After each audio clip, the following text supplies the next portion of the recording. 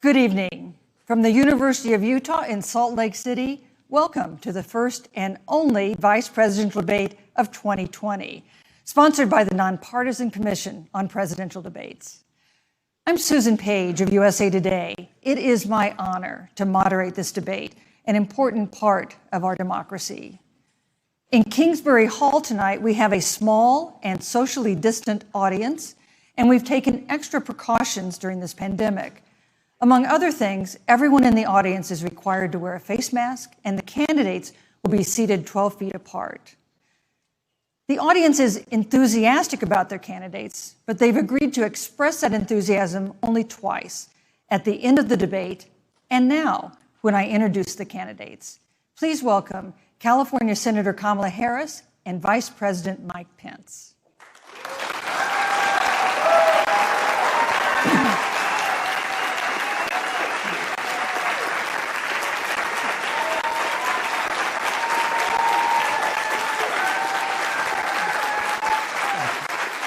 Thank you.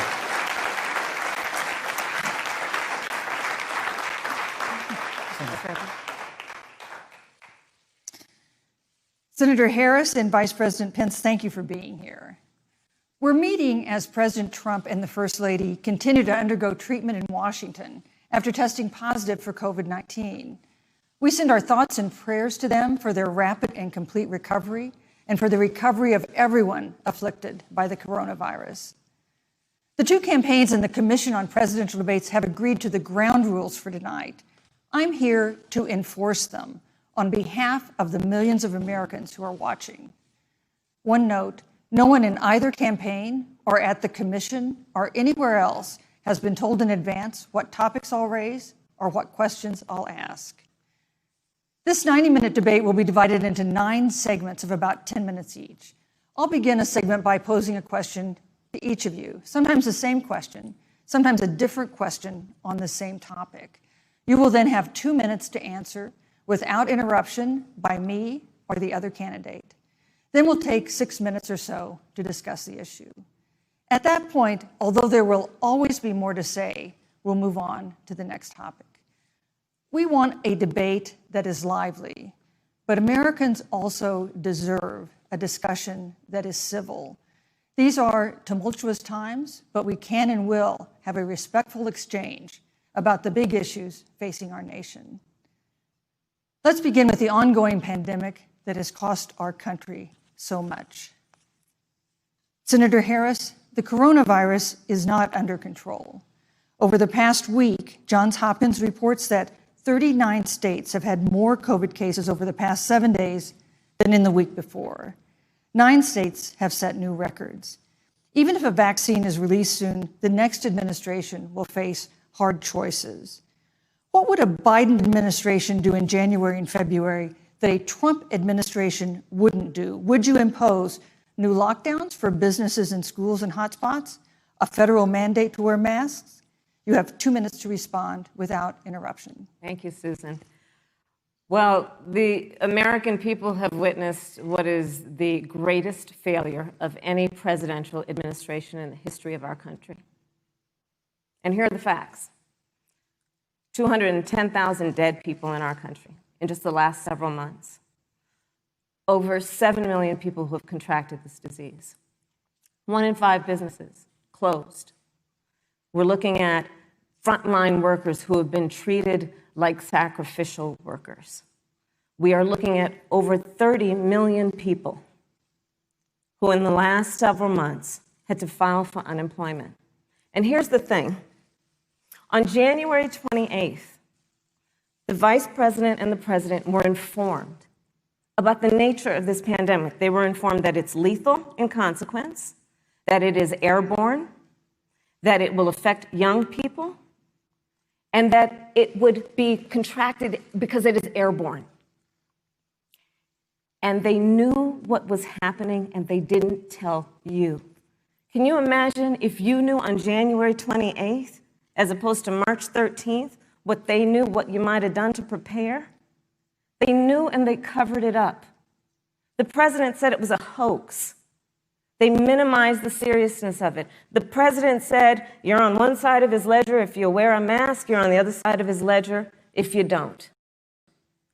And in spite of all of that, today they still don't have a plan.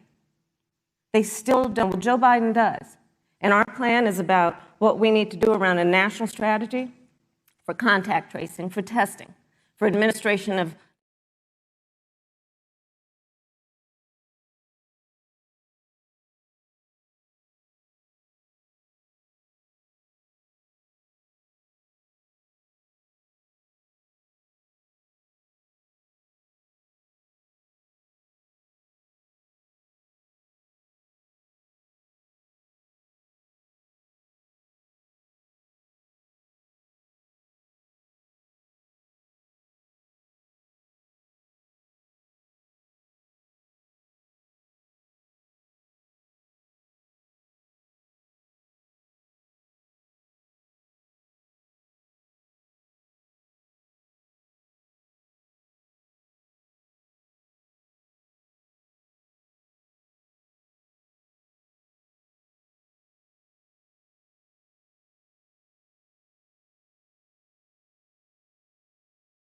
hosting this event, and Senator Harris, it's a privilege to be on the stage with you. Our nation has gone through a very challenging time this year. But I want the American people to know that from the very first day, President Donald Trump has put the health of America first. Before there were more than 5 cases in the United States, all people who had returned from China, President Donald Trump did what no other American president had ever done, and that was he suspended all travel from China, the second largest economy in the world. Now, Senator Joe Biden opposed that decision. He said it was xenophobic and hysterical. But I can tell you, having led the White House Coronavirus Task Force, that decision alone by President Trump bought us invaluable time to stand up the greatest national mobilization since World War II. And I believe it saved hundreds of thousands of American lives. Because with that time, we were able to reinvent testing. More than 115 million tests have been done to date. We were able to see to the delivery of billions of supplies so our doctors and nurses had the resource and support they needed. And we began, really, before the month of February was out, to develop a vaccine and to develop medicines and therapeutics that have been saving lives all along the way. And under President Trump's leadership, Operation Warp Speed, we believe we'll have literally tens of millions of doses of vaccine before the end of this year. The reality is, when you look at the Biden plan, it reads an awful lot like what President Trump and I and our task force have been doing every step of the way. I mean, quite frankly, when I look at their plan that talks about advancing testing, creating new PPE, developing a vaccine, it looks a little bit like plagiarism, which is something Joe Biden knows a little bit about. And I think the American people know that this is a president who has put the health of America first, and the American people, I believe with my heart, can be proud of the sacrifices they have made to save countless American lives. Senator Harris, would you like to respond? Absolutely. Whatever the vice president is claiming the administration has done, clearly it hasn't worked. When you're looking at over 210,000 dead bodies in our country, American lives that have been lost, families that are grieving that loss. And you know, this was. And then thanks to Bob Woodward, we learned that they knew about it. And then when that was exposed, the vice president said, when asked, well, why didn't y'all tell anybody? He said, because the president wanted people to remain calm. Well, let's get no, but Susan, this is important. I want to add, Mr. Vice President, I'm speaking. I'm speaking. Yeah, you can have 15 more seconds, and then we'll give the vice president a chance to respond. So I want to ask the American people, how calm were you when you were panicked about where you're going to get your next roll of toilet paper? How calm were you when your kids were sent home from school and you didn't know when they could go back? How calm were you when your children couldn't see your parents because you were afraid they could kill them? Let's give Vice President Pence a chance to respond. Vice President Pence, you have 1 minute to respond. You know, there's not a day gone by that I haven't thought of a family that's lost a loved one. And I want all of you to know that you'll always be in our hearts and in our prayers. But when you say what the American people have done over these last 8 months hasn't worked, that's a great disservice to the sacrifices the American people have made. The reality, if I may finish, Senator, the reality is Dr. Fauci said everything that he told the president in the Oval Office, the president told the American people. Now, President Trump, I will tell you, has boundless confidence in the American people, and he always spoke with confidence that we'd get through this together. But when you say it hasn't worked, when Dr. Fauci and Dr. Birx and our medical experts came to us in the second week of March, they said if the president didn't take the unprecedented step of shutting down roughly half of the American economy, that we could lose 2.2 million Americans. Now, that's the reality. Thank you. They also Thank you, said Vice to us, President if we Pence. did everything right, Susan, we could still lose more than 200,000 Americans. Vice President Now, one Pence. life lost is Thank too you. many, Susan. But the American people, I believe, deserve credit for the sacrifices that they have made, putting the health of their family and their neighbors first, our doctors, our nurses, our first Thank you, Vice responders. President Pence. And I'm going to speak up on behalf of what the American people have done. Vice President Pence, you were in the front row in a Rose Garden event 11 days ago at what seems to have been a super spreader event for senior administration and congressional officials. No social distancing, few masks, and now a cluster of coronavirus cases among those who were there. How can you expect Americans to follow the administration's safety guidelines to protect themselves from COVID when you at the White House have not been doing so? Well, the American people have demonstrated over the last 8 months that when given the facts, they're willing to put the health of their families and their neighbors and people they don't even know first. President Trump and I have great confidence in the American people and their ability to take that information and put it into practice. In the height of the epidemic, when we were losing a heartbreaking number of 2,500 Americans a day, we surged resources to New Jersey and New York and New Orleans and Detroit. We told the American people what needed to be done, and the American people made the sacrifices. When the outbreak in the Sun Belt happened this summer, again, Americans stepped forward. But the reality is the work of the President of the United States goes on. A vacancy on the Supreme Court of the United States has come upon us, and the President introduced Judge Amy Coney Yes, Barrett. thank you. Thank you, Vice But President Pence. that, if I may say, that Rose Garden event, there's been a great deal of speculation about it. My wife Karen and I were there and honored to be there. Many of the people who were at that event, Susan, actually were tested Yes. for coronavirus, and it was an outdoor event, which all of our scientists regularly and routinely advise.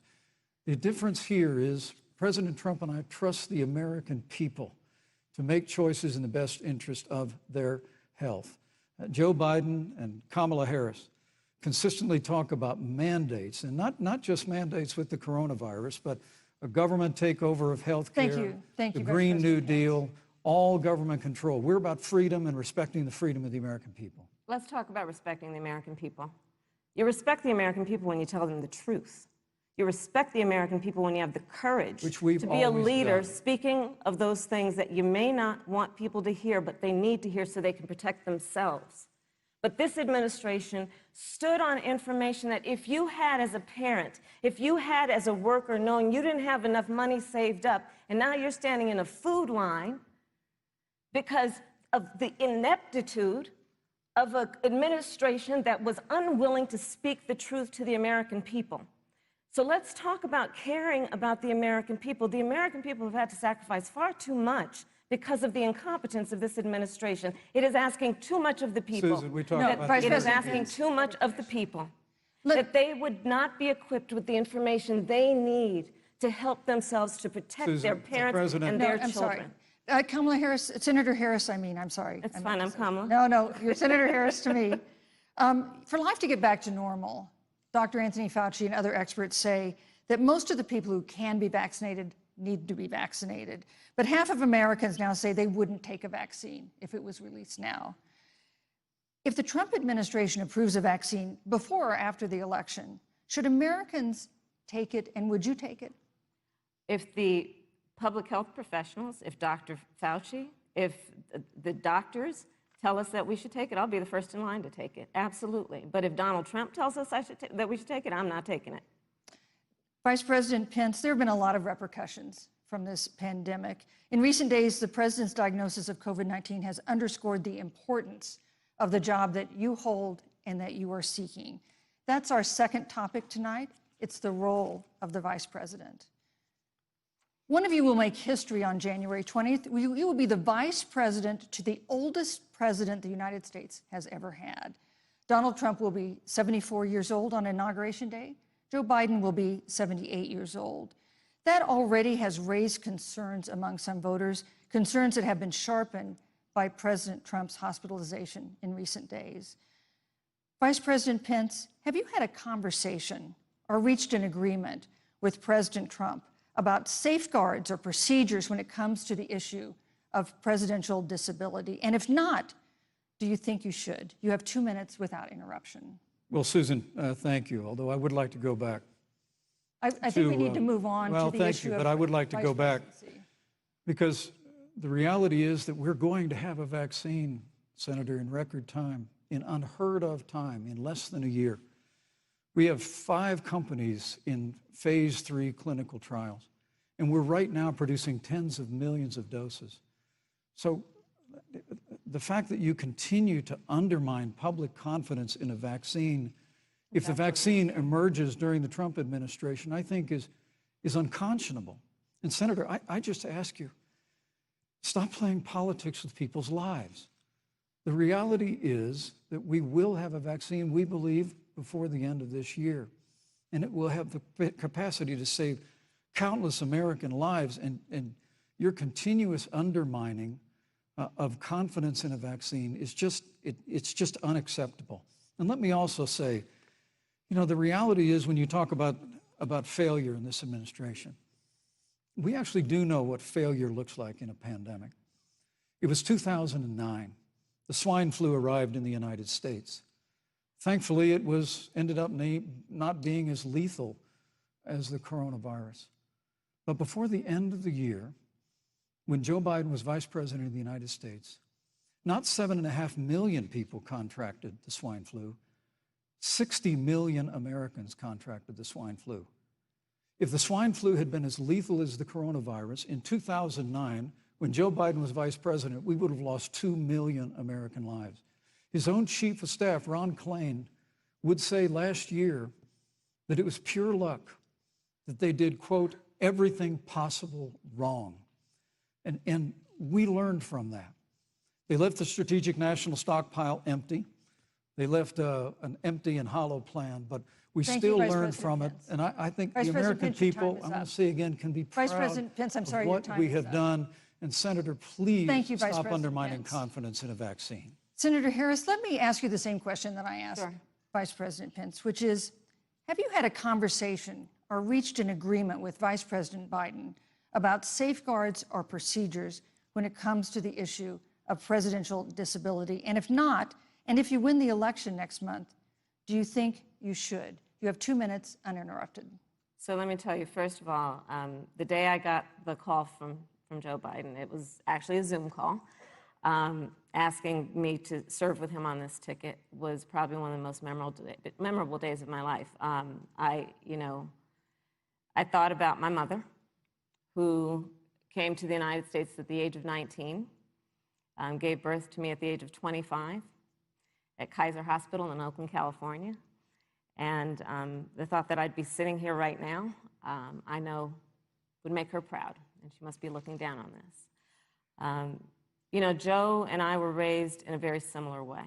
We were raised with values that are about hard work, about the value and the dignity of public service, and about the importance of fighting for the dignity of all people. And I think Joe asked me to serve with him because, I have a career that included being elected the first woman district attorney of San Francisco, where I created models of innovation for law enforcement in terms of reform of the criminal justice system. I was elected the first woman of color and black woman to be elected Attorney General of the state of California, where I ran the second largest Department of Justice in the United States, second only to the United States Department of Justice.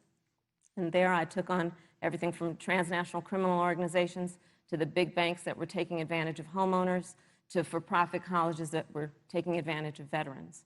And then, of course, now I serve in the United States Senate as only the second black woman ever elected to the United States Senate. I serve on the Senate Intelligence Committee, where I've been in regular receipt of classified information about threats to our nation and hotspots around the world. I've traveled the world. I've met with our soldiers in war zones.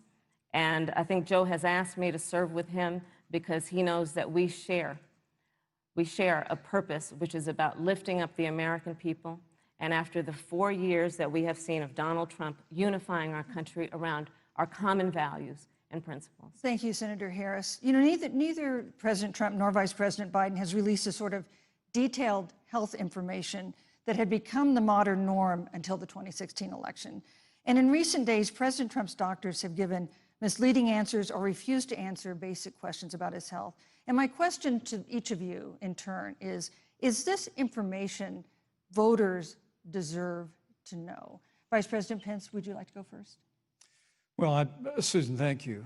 And let me say, on behalf of the President and the First Lady, how moved we've all been by the outpouring of prayers and concern for the President.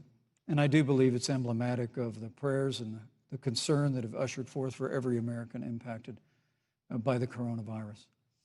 But the care the President received at Walter Reed Hospital, the White House doctors, was exceptional.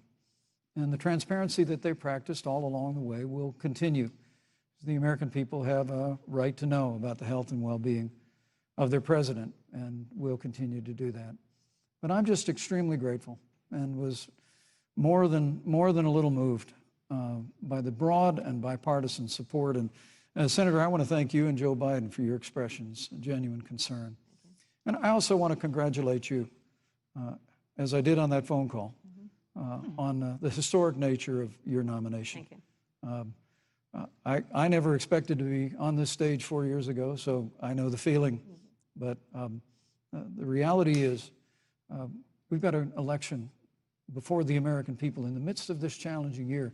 And the stakes have never been higher, but I think the choice has never been clearer. I want to give Senator Harris a chance to respond to the same question I asked, which is, do voters have a right to know more detailed health information about presidential candidates and especially about presidents, especially when they're facing some kind of challenge? Absolutely, and that's why Joe Biden has been so incredibly transparent, and certainly by contrast, the president has not, both in terms of health records, but also let's look at taxes. We now know, because of great investigative journalism, that Donald Trump paid $750 in taxes. When I first heard about it, I literally said, "You mean $750,000? And it was like, no, $750.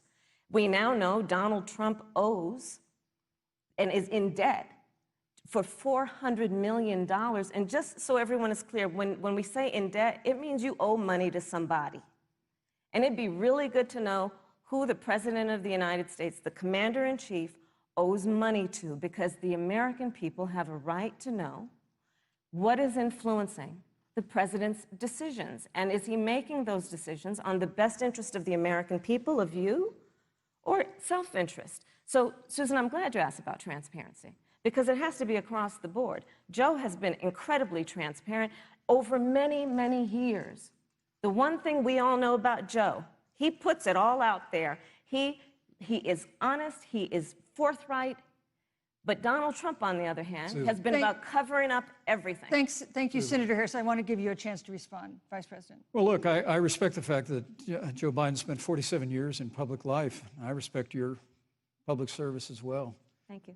But the American people have a president who's a businessman, he's a job creator, who's paid tens of millions of dollars in taxes, payroll taxes, property taxes. He's created tens of thousands of American jobs. And the president said those public reports are not accurate. And the president's also released literally stacks of financial disclosures the American people can review just as the law allows. But the distinction here is that Joe Biden, 47 years in public service, compared to President Donald Trump, who brought all of that experience 4 years ago. Thank you, Vice President. And turned this economy around by cutting taxes, rolling back regulation, unleashing American energy, fighting for free and fair trade, and all of that's on the line if Joe Biden and Kamala Harris. You know, that's a good segue into our third topic, which is about the economy. This has been another aspect of life for Americans that's been so affected by this coronavirus. We have a jobs crisis brewing. On Friday, we learned that the unemployment rate had declined to 7.9% in September, but the job growth had stalled, and that was before the latest round of layoffs and furloughs in the airline industry at Disney and elsewhere. Hundreds of thousands of discouraged workers have stopped looking for work. Nearly 11 million jobs that existed at the beginning of the year haven't been replaced. Those hardest hit include Latinos, Blacks, and women.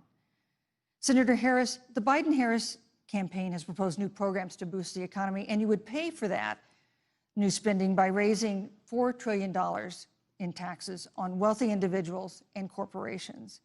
Some economists warn that could curb entrepreneurial ventures that fuel growth and create jobs. Would raising taxes put the recovery at risk? And you have 2 minutes to answer uninterrupted. Thank you. On the issue of the economy, I think there couldn't be a more fundamental difference between Donald Trump and Joe Biden. Joe Biden believes you measure the health and the strength of America's economy based on the health and the strength of the American worker and the American family. On the other hand, you have Donald Trump, who measures the strength of the economy based on how rich people are doing, which is why he passed a tax bill benefiting the top 1% and the biggest corporations of America, leading to a $2 trillion deficit that the American people are going to have to pay for. On day one, Joe Biden will repeal that tax bill. He'll get rid of it. And what he'll do with the money is invest it in the American people. And through a plan that is about investing in infrastructure, something that Donald Trump said he would do. I remember hearing about some infrastructure week. I don't think it ever happened.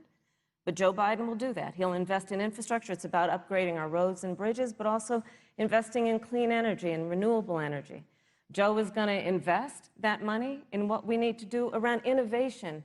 There was a time when our country believed in science and invested in research and development so that we were an innovation leader on the globe.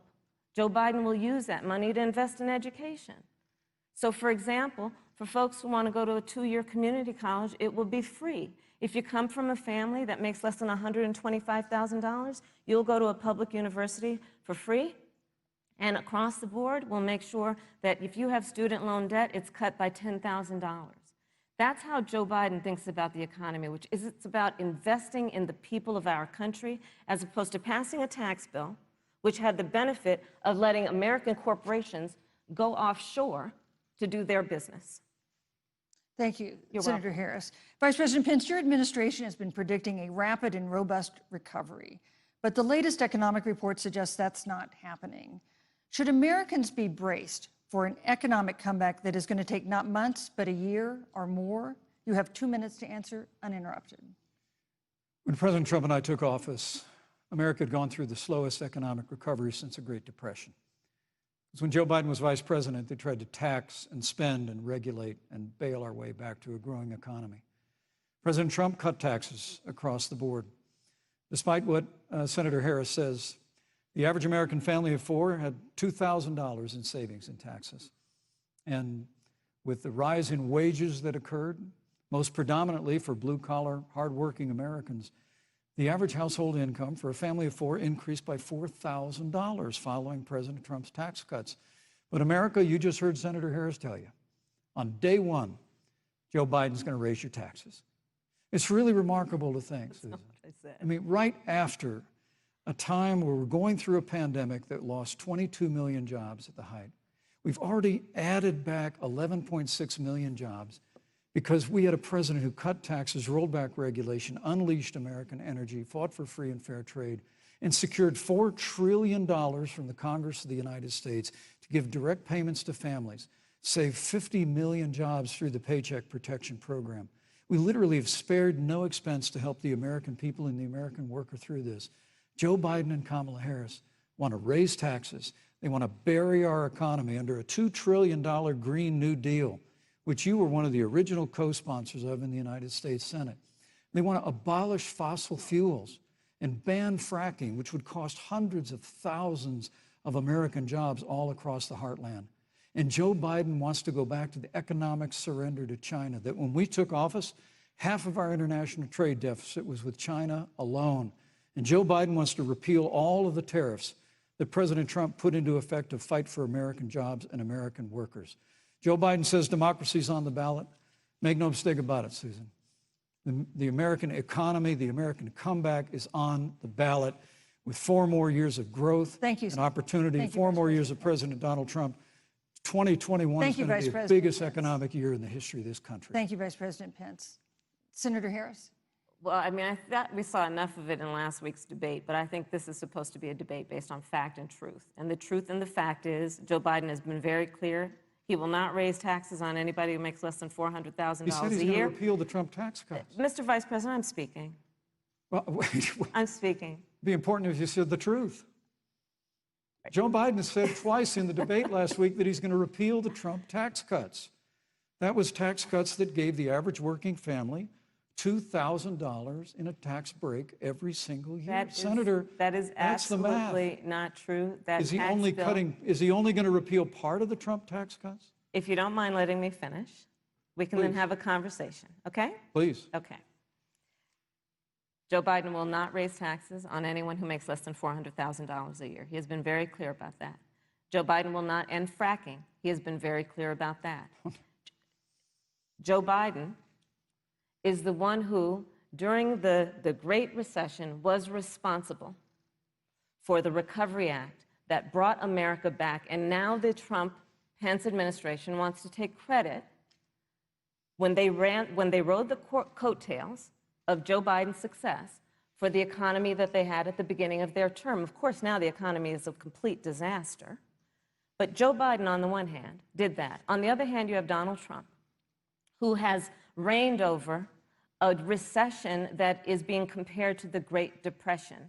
On the one hand, you have Joe Biden, who was responsible with President Barack Obama for the Affordable Care Act, which brought health care to over 20 million Americans and protected people with pre-existing conditions. And what it also did is it saved those families who otherwise were going bankrupt because of hospital bills they could not afford. On the other hand, you have Donald Trump, who's in court right now, trying to get rid of the Affordable Care Act, which means that you will lose protections if you have pre-existing conditions. And this is very important, Susan. Yes, and it's but important we need to give Vice President. He interrupted me, and I'd like to just finish, please. If you have a pre-existing condition, heart disease, diabetes, breast cancer, they're coming for you. If you love someone who has a pre-existing condition, they're coming for you. If you are under the age of 26 on your parents' coverage, they're coming for you. Senator Harris, thank you. You're welcome. Let me give you a chance to respond. Well, I hope we have a chance to talk about health care because Obamacare was a disaster. The American people remember it well. And President Trump and I have a plan to improve health care and to protect pre-existing conditions for every American. But look, Senator Harris, you're entitled to your own opinion, but you're not entitled to your own facts. You yourself said on multiple occasions when you were running for president that you would ban fracking. Joe Biden looked at a supporter in the eye and pointed and said, I guarantee that we will abolish fossil fuels. They have a $2 trillion version of the Green New Deal, Susan, that your newspaper, USA Today, said really wasn't that very different from the original Green New Deal. More taxes, more regulation, banning fracking, abolishing fossil fuel, crushing American energy, and economic surrender to China is a prescription for economic decline. President Trump and I will keep America growing. The V-shaped recovery that's underway right now will continue with 4 more years of President Donald Trump in the White House. Thank you very, very much, Vice President Pence. Once again, you've provided the perfect segue to a new topic, which is climate change. And Vice President Pence, I'd like to pose the first question to you. This year, we've seen record-setting hurricanes in the South. Another one, Hurricane Delta, is now threatening the Gulf. And we have seen record-setting wildfires in the West. Do you believe, as the scientific community has concluded, that man-made climate change has made wildfires bigger, hotter, and more deadly, and have made hurricanes wetter, slower, and more damaging? You have 2 minutes uninterrupted. Thank you, Susan. Well, first, I'm very proud of our record on the environment and on conservation. According to all of the best estimates, our air and land are cleaner than any time ever recorded. Our water is among the cleanest in the world. And just a little while ago, the president signed the Outdoors Act. It's the largest investment in our public lands and public parks in 100 years. So President Trump has made a commitment to conservation and to the environment. Now, with regard to climate change, the climate is changing. But the issue is, what's the cause and what do we do about it? President Trump has made it clear that we're going to continue to listen to the science. Now, Joe Biden and Kamala Harris would put us back in the Paris Climate Accord. They'd impose the Green New Deal, which would crush American energy, would increase the energy costs of American families in their homes, and literally would crush American jobs. And President Trump and I believe that the progress that we have made in a cleaner environment has been happening precisely because we have a strong free market economy. You know, what's remarkable is the United States has reduced CO2 more than the countries that are still in the Paris Climate Accord, but we've done it through innovation, and we've done it through natural gas and fracking, which, Senator, the American people can go look at the record. I know Joe Biden says otherwise now, as you do, but the both of you repeatedly committed to abolishing fossil fuel and banning fracking. And so by creating the kind of American innovation, we're actually steering toward a stronger and better environment.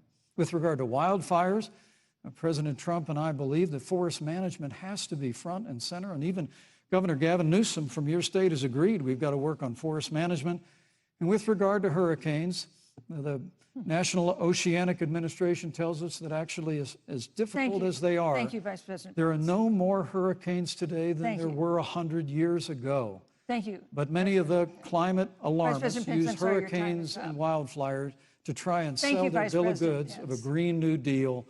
And President Trump and I are going to always put American jobs and American workers first. Senator Harris, as the Vice President mentioned, you co-sponsored the Green New Deal in Congress. But Vice President Biden said in last week's debate that he does not support the Green New Deal. But if you look at the Biden-Harris campaign website, it describes the Green New Deal as a crucial framework. What exactly would be the stance of a Biden-Harris administration toward the Green New Deal? You have 2 minutes uninterrupted. Sure. So first of all, I will repeat, and the American people know, that Joe Biden will not ban fracking. That is a fact. That is a fact. I will repeat that Joe Biden has been very clear that he thinks about growing jobs, which is why he will not increase taxes for anyone who makes less than $400,000 a year. Joe Biden's economic plan, Moody's, which is a reputable Wall Street firm, has said will create 7 million more jobs than Donald Trump's. And part of those jobs that will be created by Joe Biden are going to be about clean energy and renewable energy. Because you see, Joe understands that the west coast of our country is burning, including my home state of California. Joe sees what is happening on the Gulf states, which are being battered by storms. Joe has seen and talked with the farmers in Iowa, whose entire crops have been destroyed because of floods. And so Joe believes, again, in science. I'll tell you something, Susan. I served, when I first got to the Senate, on the committee that's responsible for the environment. Do you know this administration took the word science off the website and then took the phrase climate change off the website? We have seen a pattern with this administration, which is they don't believe in science. And Joe's plan is about saying we're going to deal with it, but we're also going to create jobs. Donald Trump, when asked about the wildfires in California, and the question was, you know, the science is telling us this, you know what Donald Trump said? Science doesn't know. So let's talk about who is prepared to lead our country over the course of the next 4 years on what is an existential threat to us as human beings. Joe is about saying we're going to invest that in renewable energy. It's going to be about the creation of millions of jobs. We will achieve net zero emissions by 2050, carbon neutral by 2035. Joe has a plan. This has been a lot of talk from the Trump administration, and really it has been to go backward instead of forward. We will also re-enter the climate agreement with pride. Senator Harris just said that climate change is an existential threat. Vice President Pence, do you believe that climate change poses an existential threat? As I said, Susan, the climate is changing. We'll follow the science. But Once again, Senator Harris is denying the fact that they're going to raise taxes on every American. Joe Biden said twice in the debate last week that on day one he was going to repeal the Trump tax cuts. Those tax cuts delivered $2,000 in tax relief to the average family of four across America. And with regard to banning fracking, I just recommend that people look at the record. You yourself said repeatedly that you would ban fracking. You were the first Senate co-sponsor of the Green New Deal. And while Joe Biden denied the Green New Deal, Susan, thank you for pointing out, the Green New Deal is on their campaign website. And as USA Today said, it's essentially the same plan as you co-sponsored with AOC when she submitted it in the Senate. And you just heard the senator say that she's going to resubmit America to the Paris Climate Accord. Look, the American people have always cherished our environment. We'll continue to cherish it. We've made great progress reducing CO2 emissions through American innovation and the development of natural gas through fracking. We don't need a massive $2 trillion Green New Deal that would impose all new mandates on American businesses and American families. Thank you. Joe Biden wants us to retrofit 4 million American business buildings. It makes no sense. It will cost jobs. President Trump is going to put America first. He's going to put jobs first, and we're going to take care of our environment and follow the science. Thank you, But, on the issue of jobs, Senator Harris. Let's talk about that. The vice president earlier referred to, as part of what he thinks is an accomplishment, the president's trade war with China. You lost that trade war. You lost it. What ended up happening is because of a so-called trade war with China, America lost 300,000 manufacturing jobs. Farmers have experienced bankruptcy because of it. We are in a manufacturing recession because of it. And when we look at where this administration has been, there are estimates that by the end of the term of this administration, they will have lost more jobs than almost any other presidential administration. And the American people know what I'm talking about. You know, I think about 20-year-olds. You know, we have a 20-year-old, a 20-something-year-old, who are coming out of high school and college right now, and you're wondering, is there going to be a job there for me? We're looking at people who are trying to figure out how they're going to pay rent by the end of the month. Almost half of American renters are worried about whether they're going to be able to pay rent by the end of the month.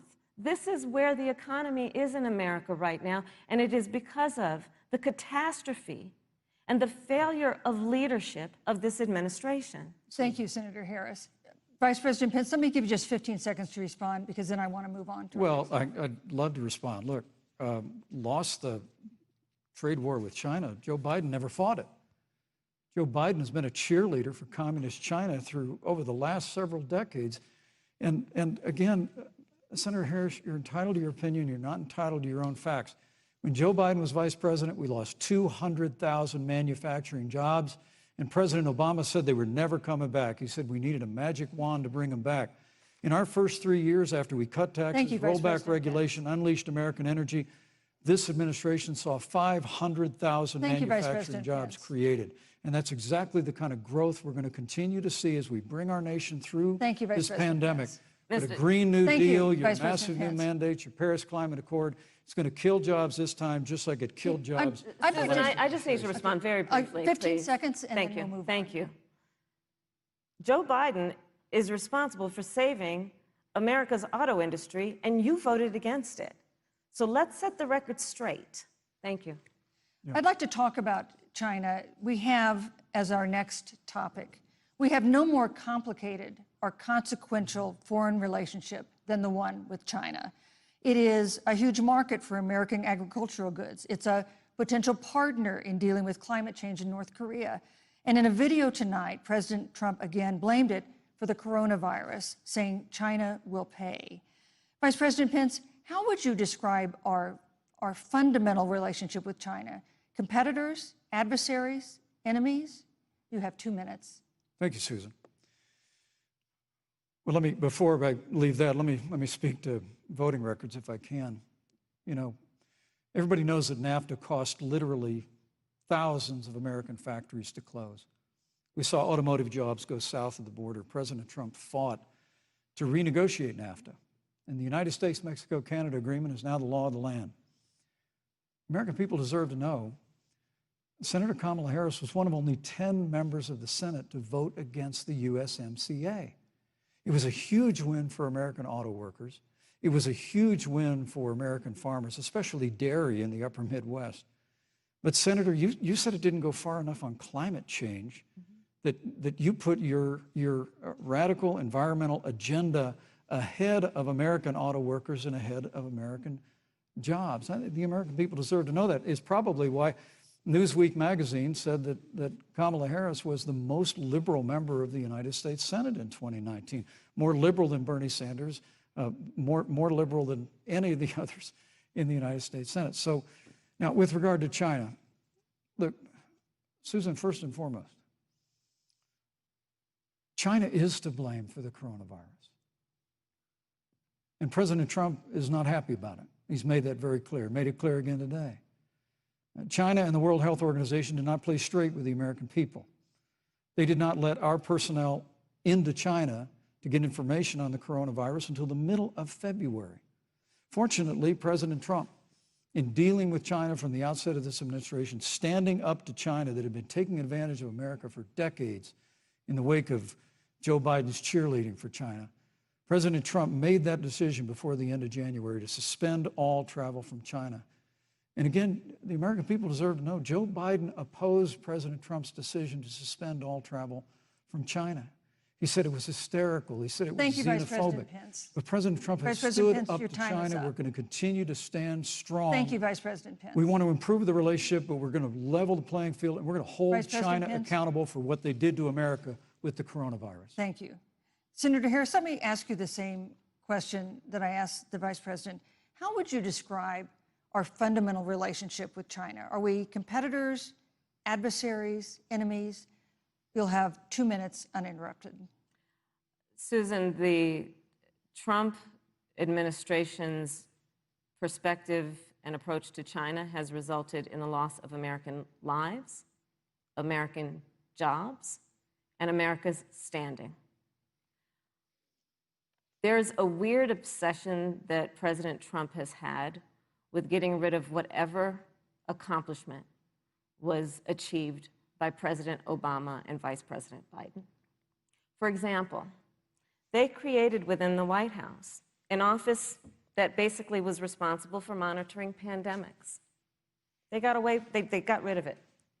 Not true. There was a team of disease experts that President Obama and Vice President Biden dispatched to China to monitor what is now predictable and what might happen. They pulled them out.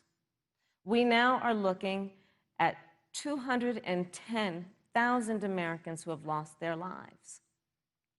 Let's look at the job situation. We mentioned before the trade deal, the trade war, they wanted to call it, with China.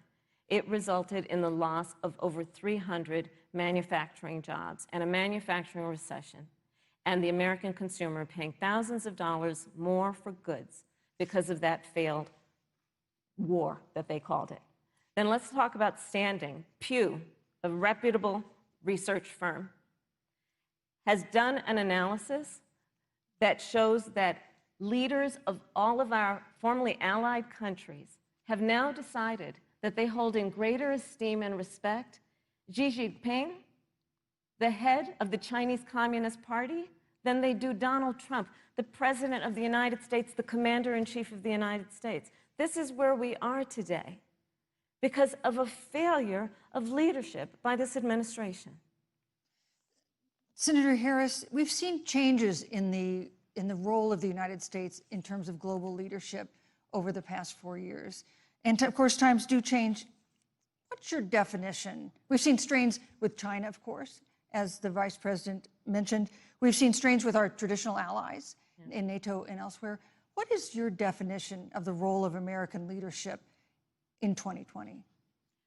So, Joe is, I love talking with Joe about a lot of these issues. And, Joe, I think he said it quite well. He says, foreign policy, it might sound complicated, but really it's relationships. So just think about it as relationships. And so we know this in our personal and professional relationships. You got to keep your word to your friends. You got to be loyal to your friends. People who've stood with you, you got to stand with them. You got to know who your adversaries are and keep them in check. But what we have seen with Donald Trump is that he has betrayed our friends and embraced dictators around the world. Let's take, for example, Russia. So, I serve on the Intelligence Committee of the United States Senate. America's intelligence community told us Russia interfered in the election of the President of the United States in 2016 and is playing in 2020. Christopher Wray, the director of the FBI, said the same. But Donald Trump, the commander-in-chief of the United States of America, prefers to take the word of Vladimir Putin over the word of the American intelligence community. You look at our friends at NATO. He has walked away from agreements. You can look at the Iran nuclear deal, which now has put us in a position where we are less safe because they are building up what might end up being a significant nuclear arsenal. We were in that deal, guys. We were in the Iran nuclear deal with friends, with allies around the country. And because of Donald Trump's unilateral approach to foreign policy, coupled with his isolationism, he pulled us out and has made America less safe. So, Susan, it's about relationships. And the thing that has always been part of the strength of our nation, in addition to our great military, has been that we keep our word. But Donald Trump doesn't understand that because he doesn't understand what it means to be honest. Thank you, Senator Harris. Vice President Pence, let me give you a chance to respond. Well, thank you. Well, President Trump kept his word when we moved the American embassy to Jerusalem, the capital of the state of Israel. When Joe Biden was vice president, they promised to do that, and they never did. We've stood strong with our allies, but we've been demanding. NATO is now contributing more to our common defense than ever before, thanks to President Trump's leadership. We've strengthened our alliances across the Asia-Pacific, and we've stood strong against those who would do us harm. When President Trump came into office, ISIS had captured an area of the Middle East the size of Pennsylvania. But President Trump unleashed the American military, and our armed forces destroyed the ISIS caliphate and took down their leader, al-Baghdadi, without one American casualty. Al-Baghdadi was responsible for the death of thousands. But notably, America's hearts today are with the family of Kayla Mueller, her parents of which are here with us tonight in Salt Lake City. Today, two of the ISIS killers responsible for Kayla Mueller's murder were brought to justice in the United States. Jihadi John was killed on the battlefield along with the other beetle. The reality is that when Joe Biden was vice president, we had an opportunity to save Kayla Mueller. It breaks my heart to reflect on it, but the military came into the Oval Office, presented a plan. They said they knew where Kayla was. Baghdadi had held her for 18 months, abused her mercilessly before they killed her. But when Joe Biden was vice president, they hesitated for a month. And when armed forces finally went in, it was clear she'd been moved 2 days earlier. And her family says with a heart that broke the heart of every American that if President Donald Trump had been president, they believe Kayla would be alive today. Thank you, Vice Look, President. we destroyed the ISIS caliphate. And you talk about re-entering the Iran nuclear deal. I mean, the last administration transferred $1.8 billion to the leading state sponsor Thank you, Vice of President terrorism. Pence. President Donald Trump got us out of the deal. Thank you, Vice President Pence. And when Qasem Soleimani was traveling to Baghdad Thank you, to do Vice President harm Pence. to Americans, President Donald Trump took Thank you, him Vice out. President Pence. And America is safer, our allies are safer, and the American people know President Donald Trump will never Thank you, hesitate Vice President to take Pence. action. I would like to give Senator Harris a chance to respond, but not at such great length because, of course, there are other topics we want to talk about. But I would like equal time. Yes. Thank you. Please go ahead. First of all, to the Mueller family, I know about your daughter's case, and I'm so sorry. I'm so sorry. What happened to her is awful, and it should have never happened. And I know Joe feels the same way. And I know that President Obama feels the same way. But you mentioned Soleimani. Let's start there. So after the strike on Soleimani, there was a counter strike on our troops in Iraq. And they suffered serious brain injuries. And do you know what Donald Trump dismissed them as? Headaches. And this is about a pattern of Donald Trump's, where he has referred to our men who are serving in our military as suckers and losers. Donald Trump, who went to Arlington Cemetery and stood above the graves of our fallen heroes and said, what's in it for them? Because, of course, he only thinks about what's in it for him. Let's take what he said about John McCain, a great American hero. And Donald Trump says he doesn't deserve to be called a hero because he was a prisoner of war. And this is very important when you want to talk about who is the current commander-in-chief and what they care about and what they don't care about. Public reporting that Russia had bounties on the heads of American soldiers. And you know what a bounty is? It's somebody puts a price on your head and they will pay it if you are killed.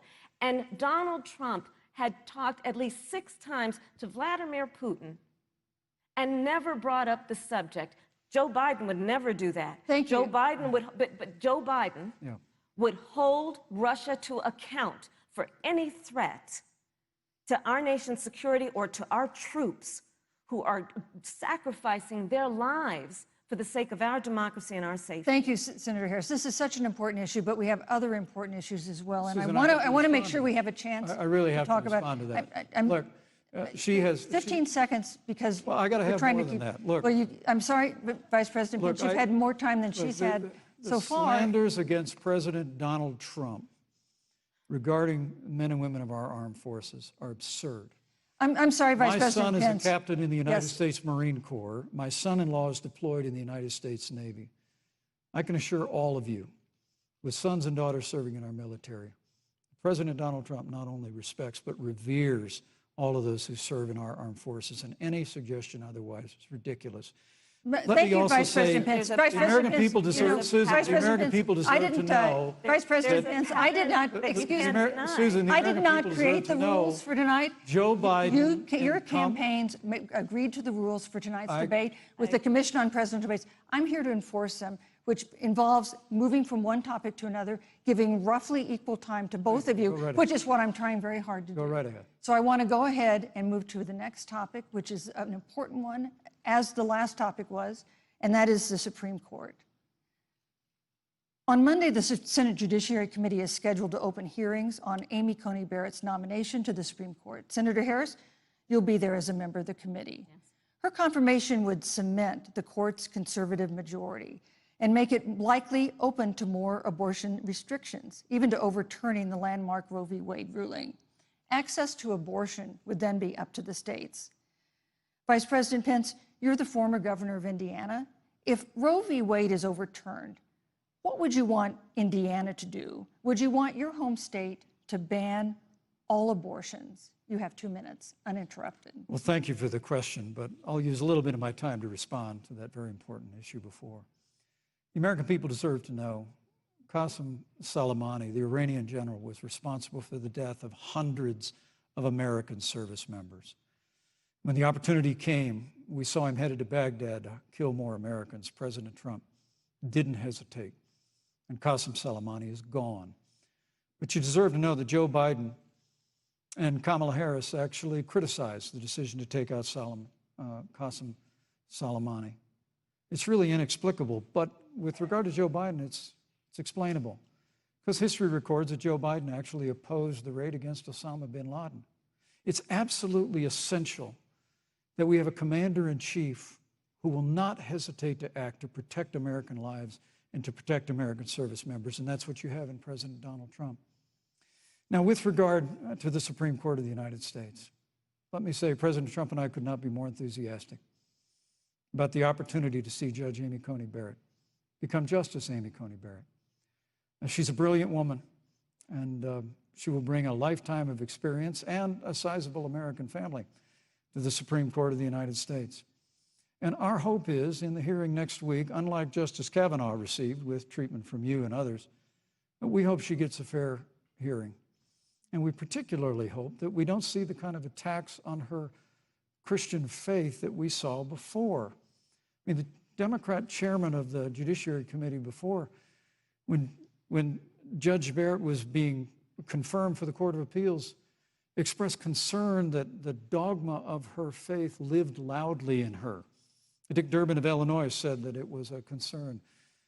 Senator, I know one of our judicial nominees, you actually attacked because they were a member of the Catholic Knights of Columbus, just because the Knights of Columbus holds pro-life views and pro-marriage views. Thank you, Vice President Pence. So Your time my is hope is up. that when the hearing takes place, Thank you, Vice President Pence. that Judge Amy Coney Barrett will be respected, Thank you, treated Vice President respectfully, Pence. voted and confirmed Thank to the you. Supreme Court of the United States. Senator Harris, you're the senator from and former Attorney General of California. So let me ask you a parallel question to the one I posed to the Vice President. If Roe v. Wade is overturned, what would you want California to do? Would you want your home state to enact no restrictions on access to abortion? And you have 2 minutes uninterrupted. Thank you, Susan. First of all, Joe Biden and I are both people of faith, and it's insulting to suggest that we would knock anyone for their faith. And in fact, Joe, if elected, will be only the second practicing Catholic as President of the United States. On the issue of this nomination, Joe and I are very clear, as are the majority of the American people. We are 27 days before the decision about who will be the next president of the United States. And, you know, before, when this conversation has come up, you know, it's been about election year or election time. We're literally in an election. Over 4 million people have voted. People are in the process of voting right now. And so Joe has been very clear, as the American people are. Let the American people fill that seat in the White House, and then we'll fill that seat on the United States Supreme Court. And to your point, Susan, the issues before us couldn't be more serious. There's the issue of choice, and I will always fight for a woman's right to make a decision about her own body. It should be her decision and not that of Donald Trump and the Vice President, Michael Pence. But let's also look at what else is before the court. It's the Affordable Care Act. Like, literally in the midst of a public health pandemic, when over 210,000 people have died and 7 million people probably have what will be in the future considered a pre-existing condition because you contracted the virus. Donald Trump is in court right now trying to get rid of the Affordable Care Act. And I said it before, and it bears repeating. This means that there will be no more protections, if they win, for people with pre-existing conditions. Yeah. This means that over 20 million people will lose your coverage. It means that if you're under the age of 26, you can't stay on your parents' coverage anymore. And here's the thing. The contrast couldn't be more clear. They're trying to get rid of the Affordable Care Act. Joe Biden is saying, let's expand coverage. Let's give you a choice of a public option or private coverage. Let's bring down premiums. Thank you, Senator Let's Harris. lower Medicare eligibility to 60. Thank you, Senator That's true Harris. leadership. You know, you mentioned earlier, Vice President Pence, that the president was committed to maintaining protections for people with pre-existing conditions. But you do have this court case that you are supporting, your administration supporting, that would strike down the Affordable Care Act. The president says, President Trump says that he's going to protect people with pre-existing conditions, but he has not explained how he would do that. And that was one of the toughest nuts to crack when they were passing the Affordable Care Act. So tell us specifically, how would your administration protect Americans with pre-existing conditions to have access to affordable insurance if the Affordable Care Act is struck down? Well, thank you, Susan. But let me just say, addressing your very first question, I couldn't be more proud to serve as vice president to a president who stands without apology for the sanctity of human life. I'm pro-life. I don't apologize for it. And this is another one of those cases where there's such a dramatic contrast. Joe Biden and Kamala Harris support taxpayer funding of abortion all the way up to the moment of birth, late-term abortion. They want to increase funding to Planned Parenthood of America. Now, for our part, I would never presume how Judge Amy Coney Barrett would rule on the Supreme Court of the United States, but we'll continue to stand strong for the right to life. When you speak about the Supreme Court, though, I think the American people really deserve an answer, Senator Harris. Are you and Joe Biden going to pack the court if Judge Amy Coney Barrett is confirmed? I mean, there have been 29 vacancies on the Supreme Court during presidential election years, from George Washington to Barack Obama. Presidents have nominated in all 29 cases. But your party is actually openly advocating adding seats to the Supreme Court, which has had 9 seats for 150 years, if you don't get your way. This is a classic case of if you can't win by the rules, you're going to change the rules. Now, you've refused to answer the question. Joe Biden has refused to answer the question. So I think the American people would really like to know, if Judge Amy Coney Barrett is confirmed to the Supreme Court of the United States, are you and Joe Biden, if somehow you win this election, going to pack the Supreme Court to get your way? I'm so glad we went through a little history lesson. Let's do that a little more. In 1864... Well, I'd like you to answer the question. Mr. Yes, Vice President, I'm please, speaking. very I'm fast. speaking. Okay. In 1864, one of the, I think, political heroes, certainly of the president, I assume of you also, Mr. Vice President, is Abraham Lincoln. Mm-hmm. Abraham Lincoln was up for re-election, and it was 27 days before the election, and a seat became open on the United States Supreme Court. Abraham Lincoln's party was in charge not only of the White House, but the Senate. But Honest Abe said it's not the right thing to do. The American people deserve to make the decision about who will be the next president of the United States, and then that person can select who will serve for a lifetime on the highest court of our land. And so Joe and I are very clear. The American people are voting right now, and it should be their decision about who will serve on this most important body for a lifetime. Thank you, And Senator the Harris. people, Susan, are voting right now. They'd like to know if you and Joe Biden are going to pack the Supreme Court if you don't get your way in this nomination. Let's talk about packing. You once Come again on. gave a non-answer. Joe Biden gave a non-answer. Trying to answer you The now. American people deserve a straight answer. And if you haven't figured it out yet, the straight answer is they are going to pack the Supreme Court if they somehow win this election. Men and Mr. women, Vice President, I got to I tell you, think people across this country, if you cherish our Supreme Court, if you cherish the separation of powers, you need to reject the Biden-Harris ticket. Come November the 3rd, re-elect President Donald Trump, and we'll stand by that separation of powers in a 9-seat Supreme Court. Yeah, let's talk about packing the court then. Let's talk about the Please. fact. Yeah, I'm about to. So the Trump-Pence administration has been, because I sit on the Senate Judiciary Committee, Susan, as you mentioned, and I've witnessed the appointments for lifetime appointments to the federal courts, district courts, courts of appeal. People who are purely ideological, people who have been reviewed by legal professional organizations and found to have been not competent, are substandard. And do you know that of the 50 people who President Trump appointed to the Court of Appeals for lifetime appointments, not one is black? This is what they've been doing. You want to talk about packing a court? Let's have that discussion. All right, thank you. Thank you, Senator. Let's go on and talk about the issue of racial justice. I just want the record to reflect she never answered the question. So the American people, maybe you. the next debate, Joe Biden will answer the question, but I think the you. American people know the answer. Thank you, Vice President. In March, Breonna Taylor, a 26-year-old emergency room technician in Louisville, was shot and killed after police officers executing a search warrant in a narcotics investigation broke into her apartment. The police said they identified themselves. Taylor's boyfriend said he didn't hear them do that. He used a gun registered to him to fire a shot, which wounded an officer. The officers then fired more than 20 rounds into the apartment. They say they were acting in self-defense.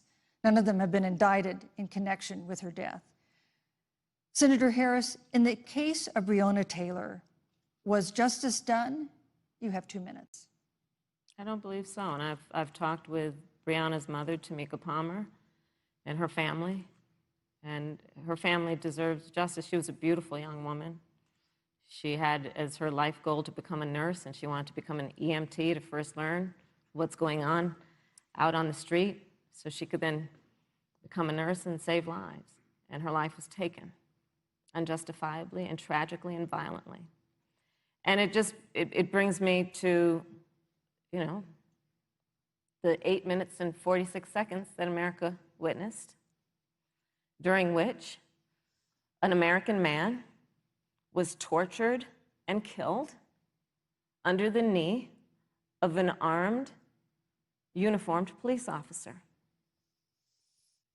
And people around our country of every race, of every age, of every gender, perfect strangers to each other, marched shoulder to shoulder, arm in arm, fighting for us to finally achieve that ideal of equal justice under law.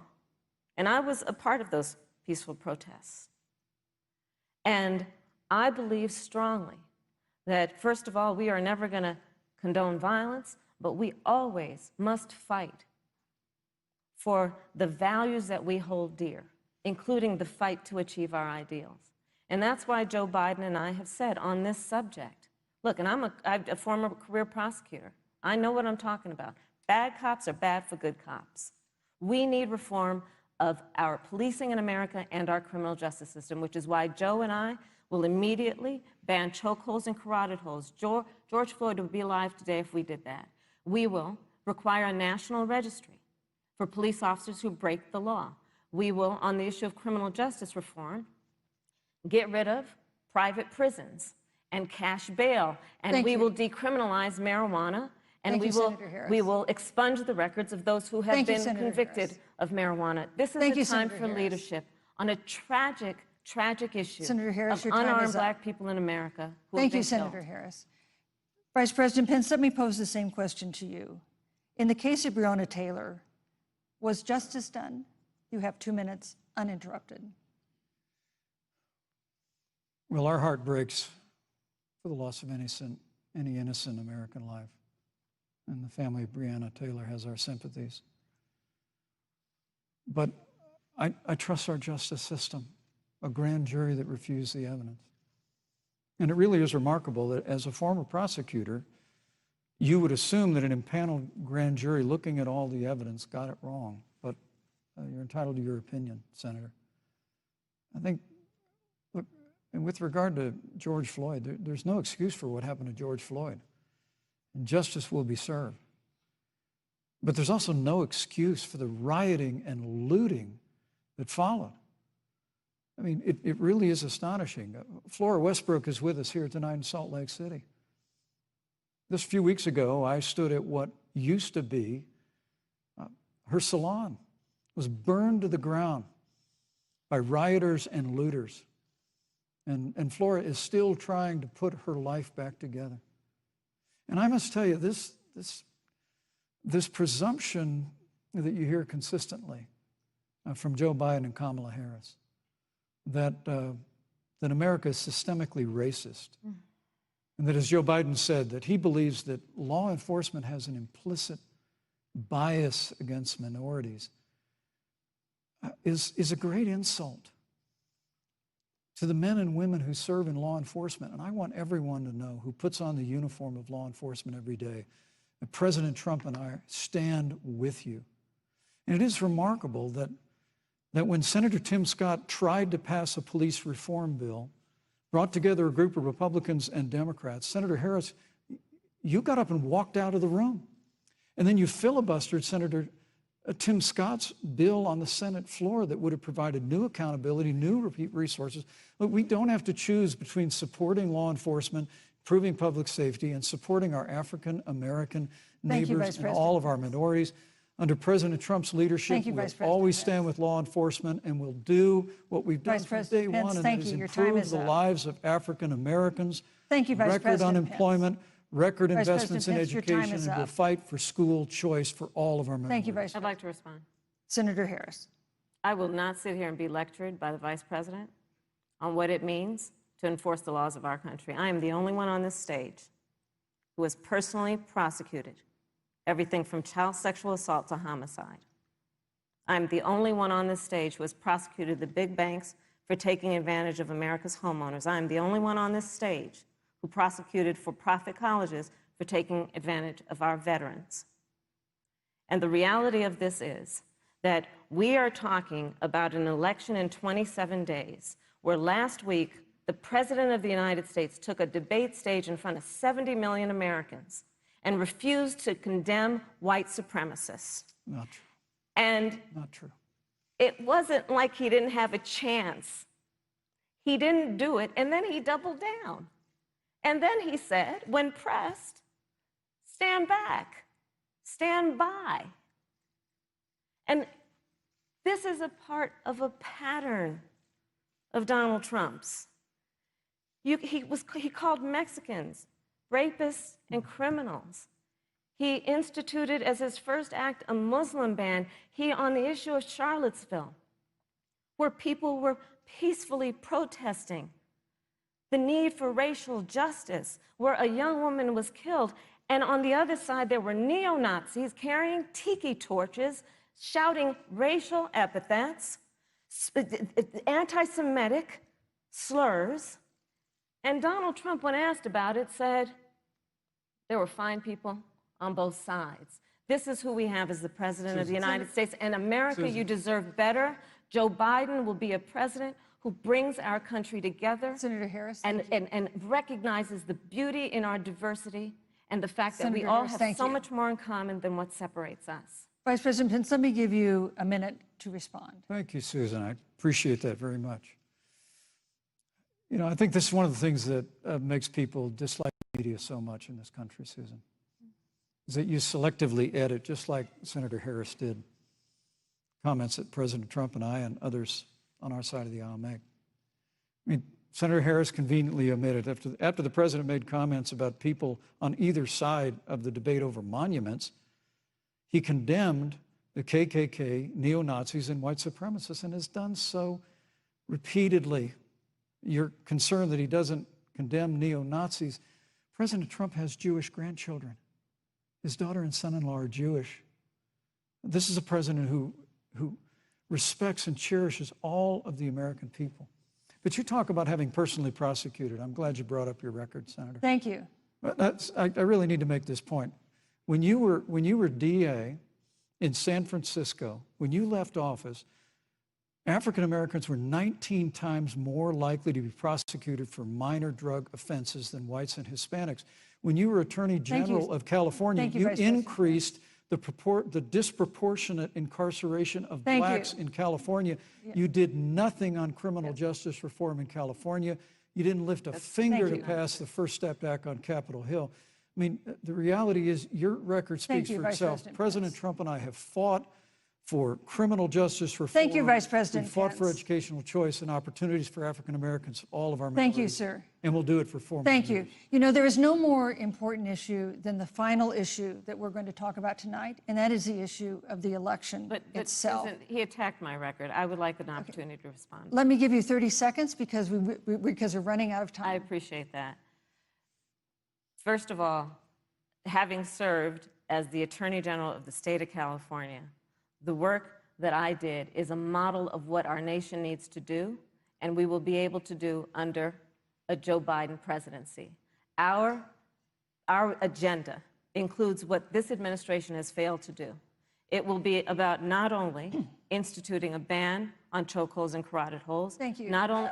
Thank you, Senator I Harris. would like to go through. These are points that you made earlier in the hour, and I want to talk about the election itself before we have to. But I want to talk about the connection between what Joe and I will do and my record, which includes I was the first statewide officer to institute a requirement that my agents would wear body cameras and keep them on full time. We were the first to initiate a requirement that there would be a training for law enforcement on implicit bias because, yes, Joe Biden and I recognize that implicit bias does exist, Mr. Vice President, contrary to what you may believe. We did the work of instituting reforms that were about investing in reentry. This is the work that we have done and the work we will do going forward. And again, I will not be lectured by the Vice President on our record of what we have done in terms of law enforcement and keeping our communities safe, and a commitment to reforming the criminal justice system of America. Thank you, Senator Harris. And I'd like to I'd like you to respond first to the question on our final topic, the election itself. President Trump has several times refused to commit himself to a peaceful transfer of power after the election. If your ticket wins and President Trump refuses to accept a peaceful transfer of power, what steps would you and Vice President Biden then take? What would happen next? You have 2 minutes. So I'll tell you, Joe and I are, I think, particularly proud of the coalition that we've built around our campaign. We probably have one of the broadest coalitions of folks that you've ever seen in a presidential race. Of course, we have the support of Democrats, but also independents and Republicans. In fact, 7 members of President George W. Bush's cabinet are supporting our ticket. We have the support of Colin Powell, Cindy McCain, John Kasich, over 500 generals, retired generals, and former national security experts and advisors are supporting our campaign.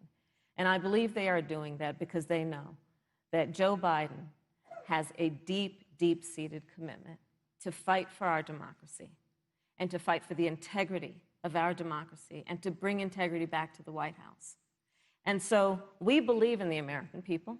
We believe in our democracy. And here's what I'd like to say to everybody. Vote.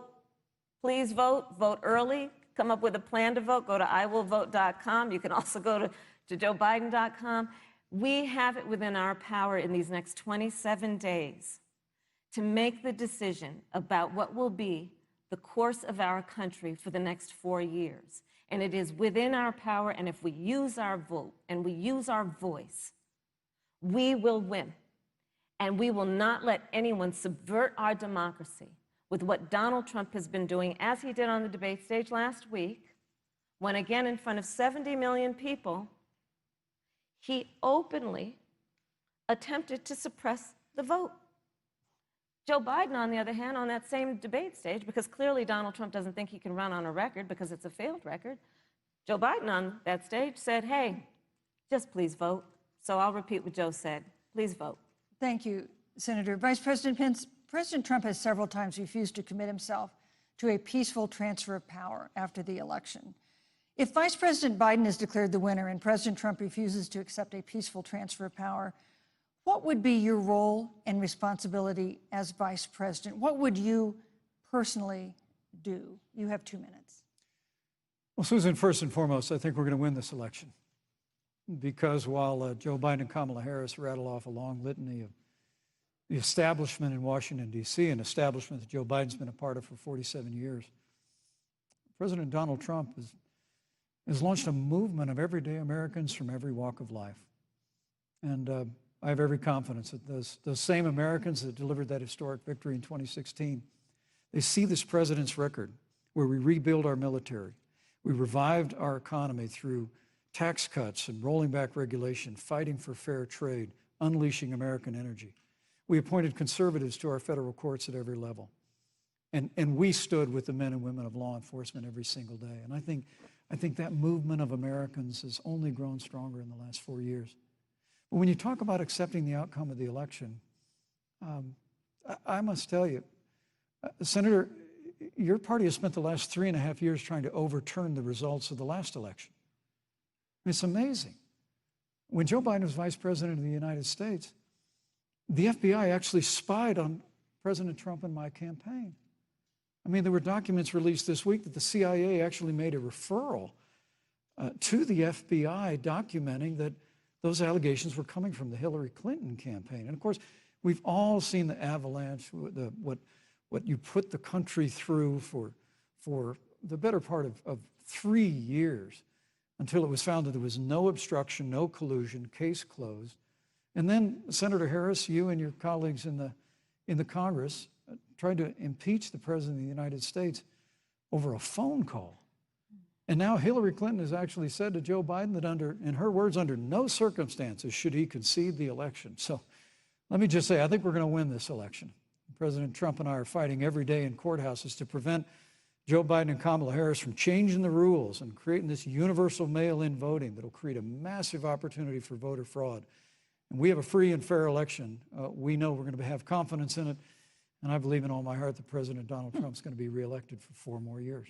You know, I've written all the questions that I've asked tonight, but for the final question of the debate, I'd like to read a question that someone else wrote.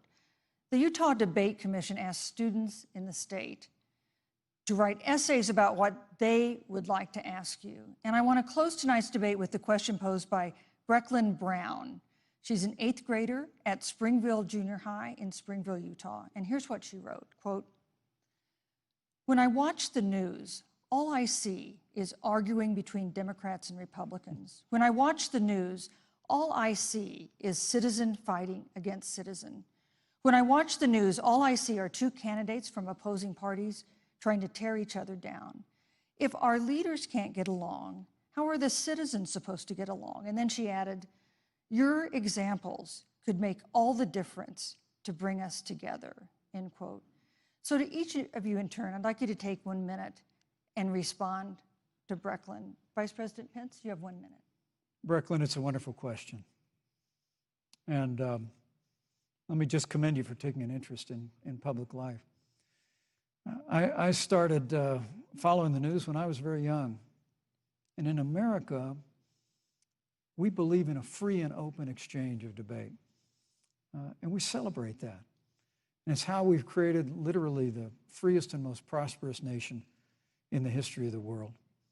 But I would tell you that don't assume that what you're seeing on your local news networks is synonymous with the American people.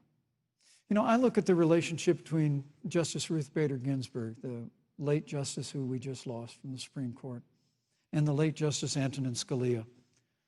They were on polar opposites on the Supreme Court of the United States, one very liberal, one very conservative. But what's been learned since her passing was the 2 of them and their families were the very closest of friends. I mean, here in America, we can disagree. We can debate vigorously, as Senator Harris and I have on this stage tonight. But when the debate is over, we come together as Americans. And that's what people do in big cities and small towns all across this country. So I just want to encourage you, Brecklin. I want to tell you that we're going to work every day to have government as good as our people. And the American people each and every day love a good debate. We love a good argument. But we always come together and are always there for one another. Thank you, in Vice times of President. need. And we've especially learned that Thank you, through Mr. the Vice President. difficulties of this year. Senator Harris, what would you say to Brecklin? First of all, I love hearing from our young leaders. And when I hear her words, when I hear your words, Brecklin, I know our future is bright because it is that perspective on who we are and who we should be that is a sign of leadership and is something we should all aspire to be. And that, you know, that brings me to Joe. Joe Biden, one of the reasons that Joe decided to run for president is after Charlottesville, which we talked about earlier. It so troubled him and upset him like it did all of us, that there was that kind of hate and division. What propelled Joe to run for president was to see that over the course of the last 4 years, what Brecklin described has been happening. Joe has a long-standing reputation of working across the aisle and working in a bipartisan way. And that's what he's going to do as president. Joe Biden has a history of lifting people up and fighting for their dignity. You mean you have to know Joe's story to know that Joe has known pain, he has known suffering, and he has known love. And so, Brecklin, when you think about the future, I do believe the future is bright. And it will be because of your leadership, and it will be because we fight for each person's voice through their vote, and we get engaged in this election because you have the ability through your work and through eventually your vote Thank you, to Senator determine Harris. the future of our country and what its leadership looks like. Thank you, Senator Harris. Thank you, Vice President Pence. Thank you so much for being with us tonight. We want to thank also the University of Utah for its hospitality, and most of all, our thanks to all the Americans who watched this debate tonight. Again, our best wishes for a quick recovery to President Trump, the First Lady, and everyone who is battling COVID-19. The second presidential debate is next week on October 15th, a town hall style debate in Miami. We hope you'll join us then. Good evening.